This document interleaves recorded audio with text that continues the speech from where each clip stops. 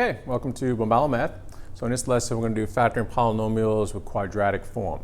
So this should pretty much close out all of the factoring videos that I have done so far, using the quadratic form being the last one. So with the quadratic form, what that means, it kind of looks like the traditional trinomials that we were doing before, where you would have ax squared plus bx plus c. But now if you look at the exponents here, they're not all 2, they're not all squared, and we have some extra variables in there too, so we just call this factoring with the quadratic form. The technique is still going to be the same thing, the technique that we use for factoring trinomials. We're going to do the same thing here. So that's the great thing about factoring by grouping, because we're using the same technique even though we have more difficult problems. These are probably some of the more difficult factoring problems that you will see in your algebra 2, whatever class that you're taking. So let's go ahead and start off here. Now if you remember factoring by grouping, we would first check for common factor. I don't want to forget about that. So this has a leading coefficient of 1, so it's not going to have a common factor. And I'm going to go ahead and multiply these together. Got my x here, so that's minus 6. And I'm trying to get this number in the middle, which is a positive 1. So two factors that multiply to negative 6, but then I'm going to add to positive 1. So you can list out the factors, not many factors for 6. So clearly we're going to need 2 and 3, with one of these being negative. And since we want to add and get a positive number, the 2 is going to be negative. So negative 2 times 3 is negative 6, and when you add those together, you get positive 1. So just put that in there like that. So negative 2 and 3. Now we're going to drop down our two parentheses, separated by a plus. We're going to put our first term down here, and our last term here. So now if you recall, we would take these two and put them in the spots here. But what do I always say? It goes with whatever variable is here. And in all the other problems, it was always x. Now we got x squared. And this is a common mistake. Students just go ahead and drop this down in here with an x. They don't look for this term in the middle here.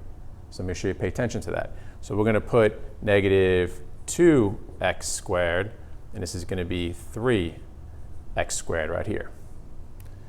Now we're going to look for our common factor to take out of here, and then take out a common factor of here so we can get these parentheses to be the same. So here I could take out x squared, and that will leave me with x squared minus 2. And then here I could take out a 3. It leaves me with x squared minus 2. So these two are the same, which is good. That's what we want. So now we can go ahead, group these together. So you get x squared plus 3 times x squared minus 2. Now students will say, again, well, why didn't I just take these two factors and just drop them into parentheses? Which is true, it will work. But students sometimes make that mistake. They just do it and say x plus 3 times x minus 2, ignoring what you have for these exponents here. So again, you can do that when you're proficient at factoring. When you recognize what you have here, and you say, all right, I got a leading coefficient of 1, this is an x squared term. So once I find these factors, I can drop them into my parentheses, but it has to be an x squared. You can do that. If not, go through the whole technique, go through the whole process here, all right? The other thing that you have to pay attention to, because look at our answer here. We have an x squared term. So we have two terms. This is a plus, so that's not a big deal. But here we have the difference. Well, what did we learn in a previous lesson? Difference of squares. So this is a perfect square, but 2 is not a perfect square. If it was, you would have to continue this to completely factor. So in this problem, you could factor grouping, and then when you get here, when you think you're finished, you're not, then you'd have to do the difference of squares. So you kind of got two techniques going on. So make sure you pay attention to that. This is not a perfect square, so we don't have to worry about it. All right, looking at number 2, we want to check out for a common factor. And we got 24, 6, and 9, so we could take out a 3 for that. So I'm going to take out a 3, and that's going to leave me with 8x squared plus 2xy minus 3y squared. Now remember what I say to do with your common factor. You want to circle it and drop it down so that you won't forget about it, because you're going to put that back on in the end. So now we can go ahead, multiply those two numbers, put a little x here. It's going to be negative 24, trying to get a 2 right here. So two factors that multiply negative 24, and then when you add them will give us a 2. So you can start listing the factors again, and at this point you're probably getting more proficient with finding them. You want to find numbers that are somewhat close together. So what's going to give you a 2 when you add, and then 24, it's going to be 4 and 6. Now, of course, you got to figure out which one's negative, which one's positive. Since when we add them, we want to wind up with a positive number, we need the smaller number to be negative. So negative 4 times 6 is negative 24. When you add these two together, you get positive 2. So we can put those up in here.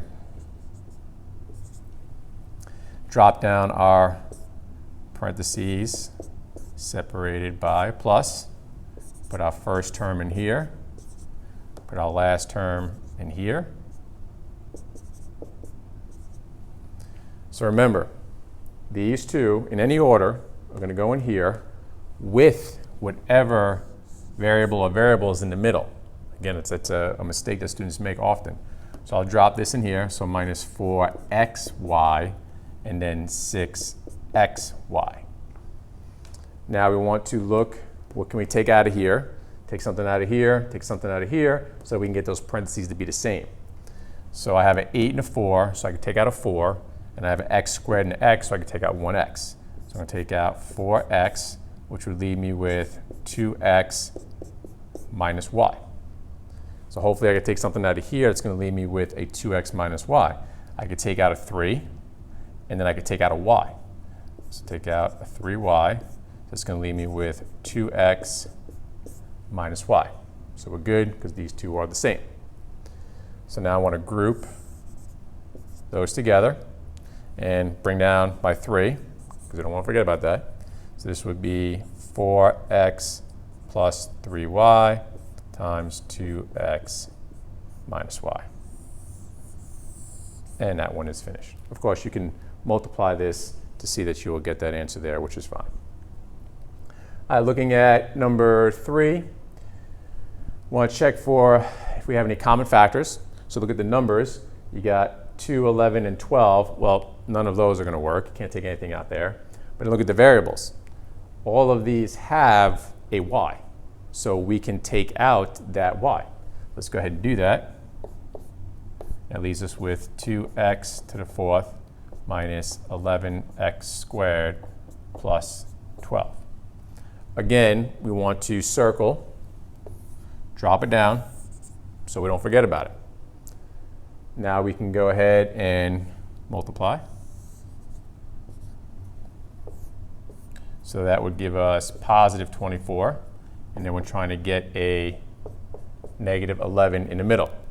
So two factors that multiply 24 but add to negative 11. Remember, if you want to get two numbers, when you multiply to get a positive, it has to be a positive times a positive or negative times a negative. And since we want to add to get a negative number, they both have to be negative. You can go through the list of the factors. Hopefully you'll recognize it's going to be 3 and 8, and both of those have to be negative. Both of those have to be negative. So you got negative 3 times negative 8 is positive 24, and then when you add those together, you get negative 11. So let's go ahead and put those up here. And drop down 2 parentheses separated by a plus. Put this first term here, last term here. Remember, these two are going to go in here with whatever is in the middle, which in this case is x squared. So I'm going to do minus 3x squared, and this is going to be minus 8x squared. So now we're at the point where we want to go ahead and take out common factors to get those parentheses to be the same. So here I can take out an x squared. That's going to leave me with 2x squared minus 3. So hopefully I could take something out of here that's going to leave me with a 2x squared minus 3. You might recognize already that these signs are the opposite. So whatever I take out, I want to make sure it's negative so those signs change. Well, you got an 8 and a 12, so I could take out a 4. So that means I want to take out a negative 4 to change the signs. So that would leave me with 2x squared minus 3. And again, if you think you made a mistake or you're not sure, just multiply it, distribute it back in there. negative 4 times this, negative 4 times this, and you can check and see that you're good. So now we can go ahead, group these together, drop down my common factor, so y, and then I have x squared minus 4, and then 2x squared minus 3.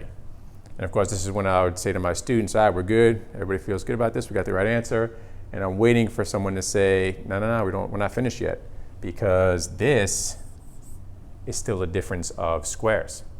So we're going to have to take care of that. This we don't have to worry about because those are not perfect squares, but x squared minus 4 is the difference of squares, so we're going to have to keep factoring this. So off to the side, or I guess you can do it underneath here, we're going to have to do the difference of squares. If you remember that pattern, if you have a squared minus b squared, that's going to equal a minus b times a plus b. So the square root of x squared is x, and the square root of 4 is 2. So I could just do that off on the side here.